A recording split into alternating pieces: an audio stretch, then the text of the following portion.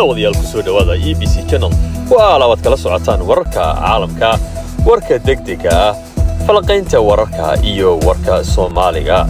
Daawasho wanaagsan ha mogaanina.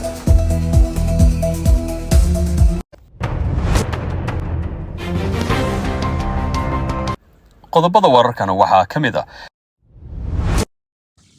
nin gaari wata ayaa jiirsiiyey dad fara badan oo isugu soo baxay xaflad ay ku dhiganayeen suuqa weyn ee magaalada Vancouver ee dalka Canada.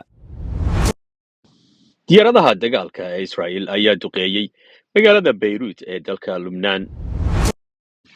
Madaxweynaha dalka Iran mudane Pezeshkian ayaa booqday dhaawacyadii ku waxyeeloobay qaraxii ka dhacay dekedii shahiid Bacha ee dalka Iran. Dalka Canada magaalada Vancouver waxaa ka dhacay shil aad u foolxun. Nin gaari wata ayaa waxa uu jiirsiiyey dad fara badan oo isugu soo baxay xafladan oo loo magac daray Labu Labu, isla markaana ay u dabaaldegaan dadka loo yaqaano Filipinoska. Shilkan ayaa waxa uu dhacay maalintii Sabtida ahayd 26 bishii Abriil 2025. Ra'iisul Wasaaraha dalka Canada mudane Mark Carney ayaa waxa uu xaqiijiyey in ka badan 20 qof ay ku dhaawacmeen, 9 qofina ay ku dhimatay shilkaasi. Ciidamada boolisku waxa ay sheegeen in ninka geystay falkani uu ahaa nin 30 jir ah, isla markaana ay ku qanacsan yihiin in shilkani aanu la xidhiidhin wax argagixiso ah. Waxa kaloo ay sheegeen in markii uu geysanayay ninka shilka uu gaadhiga uu watay uu dhex qaadsiiyey halkii dadku ay ku badnaayeen oo ay isku aruursanaayeen, markaana uu dhex jiirsiiyey si ogaan ah. Dhinaca kale, boolisku waxa ay sheegeen in ninkan faldambiyeedkan intaa la eg geystay ay gacanta ku hayaan isaga iyo gaadhigiisiiba, isla markaana ay ku wadaan baaris. Dalka Israel ayaa ku weeraray diyaarado drones ah magaalada Beirut ee dalka Lubnaan. Waxaa la sheegayaa in ay khasaaro badan u geysteen guryaha halkaa ay duqeeyeen. Shacabka ayaa duubay markii ay duqeynayeen magaalada Beirut, iyadoo sida aad ka arkaysaan sawirkanba. Arrintan ayaa waxay ka soo horjeedaa heshiiskii ay qaateen Israel iyo Hezbollah. Khasaarahan ayaa ilaa hadda la sheegay in ay dad bani ku dhaawacmeen, dadna ay ku dhinteen.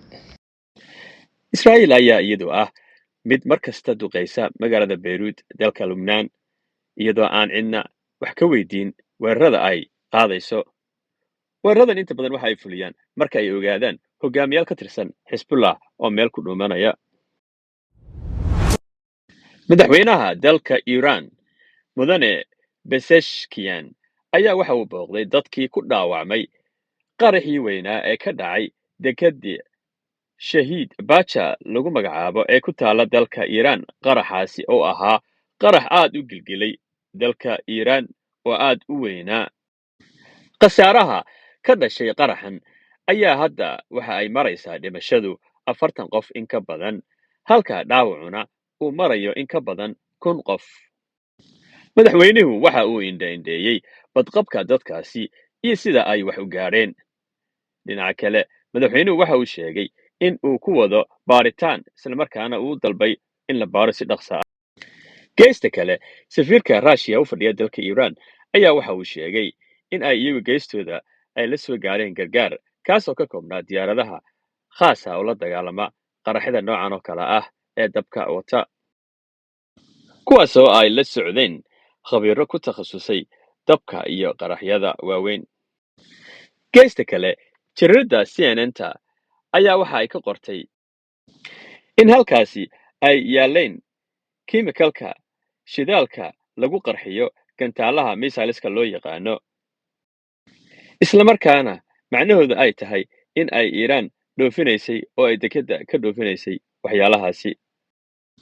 Taasoo la odhan karo macnaheedu wuxuu yahay in ay u dhoofinayeen Xuutiyiinta. Wasiirka difaaca ee dalka Iran ayaa isagu arrintaasi dadaafeeyey, isla markaana waxa uu sheegay in dekeddan aan wax military alaab ah loo isticmaalinba.